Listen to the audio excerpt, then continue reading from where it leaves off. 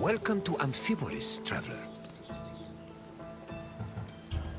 The city of Amphipolis was the site of one of the more unique battles of the Peloponnesian War. Two generals, the Athenian Cleon and the Spartan Brasidas, fought for this land in an effort to control the resources it provided. In the end, though, neither got what they wanted. Look for me when you finish your visit, and we can speak of what you've learned.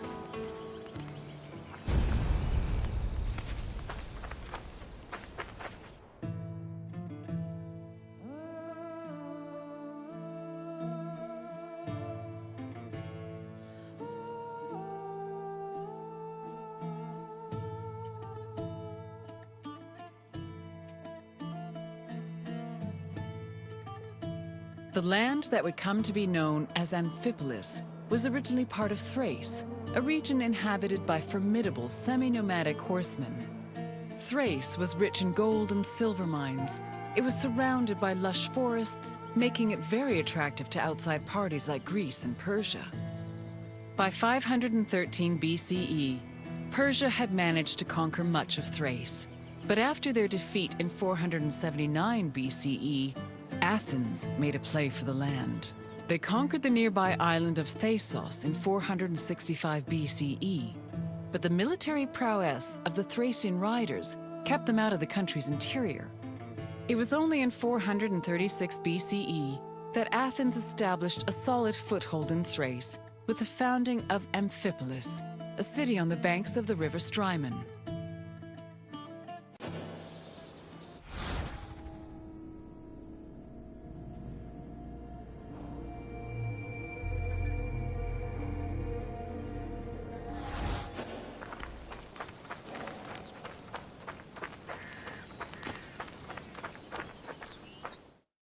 During the Peloponnesian War, the Spartan general Brasidas sought a way to subvert Athenian power across the Greek world.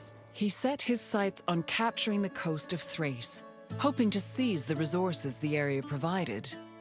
Brasidas knew that many of the Greeks living in Thrace hated the greed and brutality of their Athenian neighbors and decided to take advantage of the situation. He set off on an expedition to Amphipolis, accompanied by 1,000 hoplites and 700 helots, and arrived before the city in the winter of 424 BCE.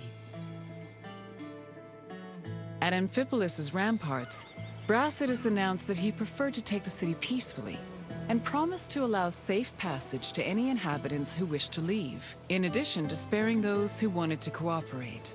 This proposal was well received by the city's residents, and he was able to capture Amphipolis without striking a single blow.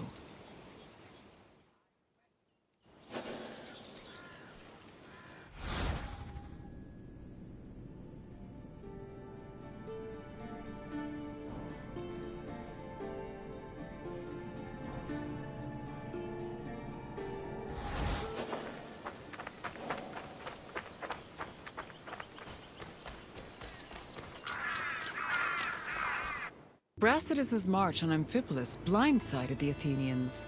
By the time they heard the news and dispatched the general Thucydides to defend Amphipolis, Brasidas had already rallied several nearby cities to help him defend the region from Athens' so-called tyranny.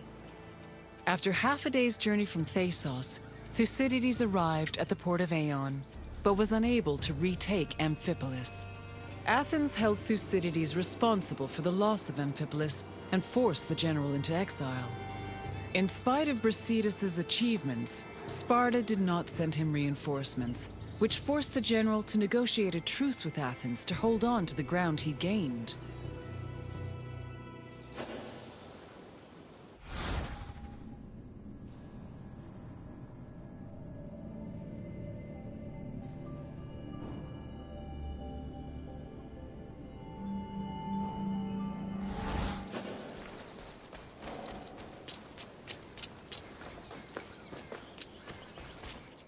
The matter of how to deal with Amphipolis divided Athens. The politician Nicias, as well as the city of Sparta, hoped that peace could be negotiated. However, the popular Athenian statesman and general Cleon wanted to continue fighting the war. Indecision continued until 422 BCE, when Cleon was elected as one of Athens' strategists. This decision made it clear that the city's people were in favor of war. The truce was ended, and Cleon began his journey to Amphipolis, retaking small towns that had been conquered by Brasidas along the way. On arriving at the port of Aeon, Cleon requested troops from the king of Macedonia. He also hired several Thracian mercenaries to bolster his force's numbers. Afterwards, all Cleon could do was wait for the remainder of his reinforcements.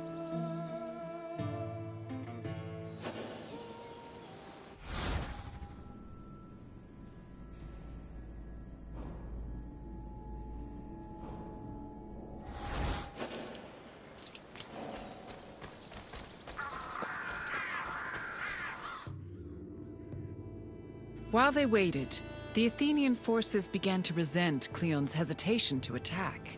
They saw him as soft and incompetent, especially compared to their opponent, Brasidas. Sensing the tension, Cleon decided to act without waiting for reinforcements to arrive. He set out from the port of Aeon to observe Amphipolis, setting up a camp on a nearby hill. To Cleon's surprise, Amphipolis appeared to be completely unprotected, with no guards stationed at the city's gates and ramparts. However, the city's lack of protection was only an illusion. Even so, upon seeing this, Cleon regretted that he did not bring wooden towers, which would have allowed him to easily recapture the city.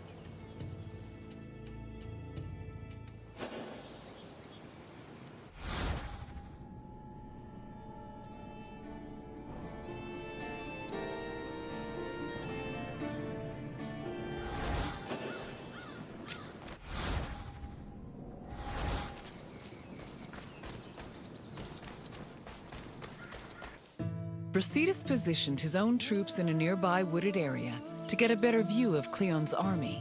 When the Athenians began moving to set up camp, Brasidas returned to Amphipolis. He believed his army was less well-trained than the Athenians and decided to rely instead on cunning tactics and Cleon's inexperience as a military leader. Brasidas organized a two-pronged attack. He would personally lead a small raid, then one of his lieutenants would follow up with a second attack shortly after, disorienting the enemy. He had barely finished formulating his plan when he saw Cleon's army pack up and retreat back towards the coast. The cowardly display made Brasidas realize that perhaps victory would be easier than he thought.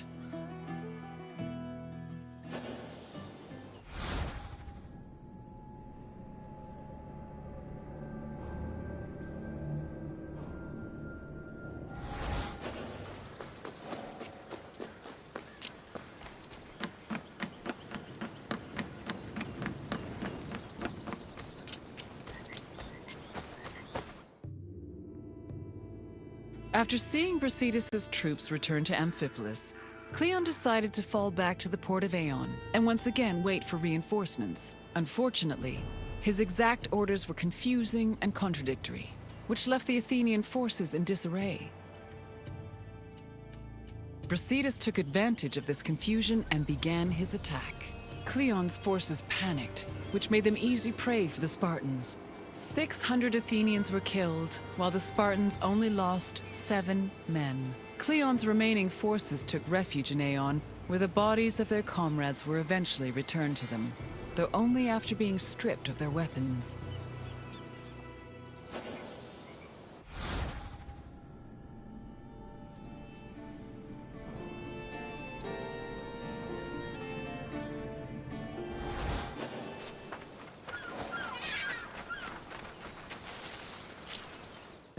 During the pitched battle between the Spartans and the Athenians, both Brasidas and Cleon were killed. The reports of their respective deaths reflect how they were perceived as military leaders. We know almost nothing about Cleon's death, other than that he was killed by a Thracian soldier. Brasidas, meanwhile, survived long enough to be taken back to Amphipolis, where he was informed of his victory. He was buried inside the city, which was considered an honor bestowed only upon heroes, and was celebrated as the true founder of Amphipolis.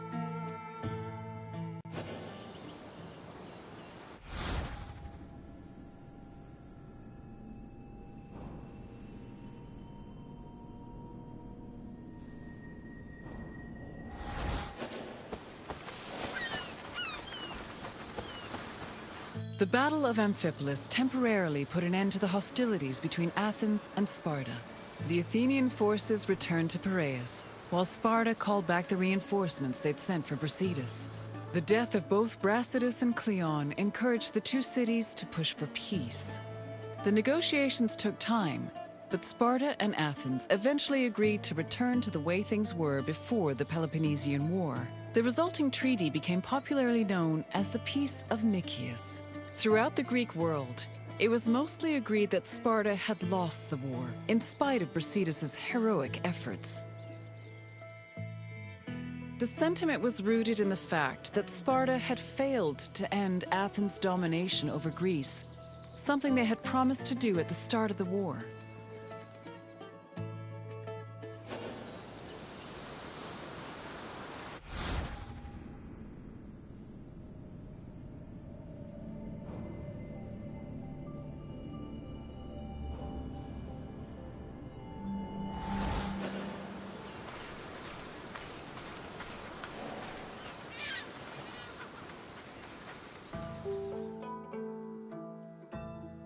I see you're done with your tour. The Battle of Amphipolis may have briefly put an end to the Peloponnesian War, but the so-called Peace of Nicias was only temporary. It would not be long before Sparta and Athens came to blows once again. Now, is there something else you'd like to do? Very well. I hope you enjoyed your visit.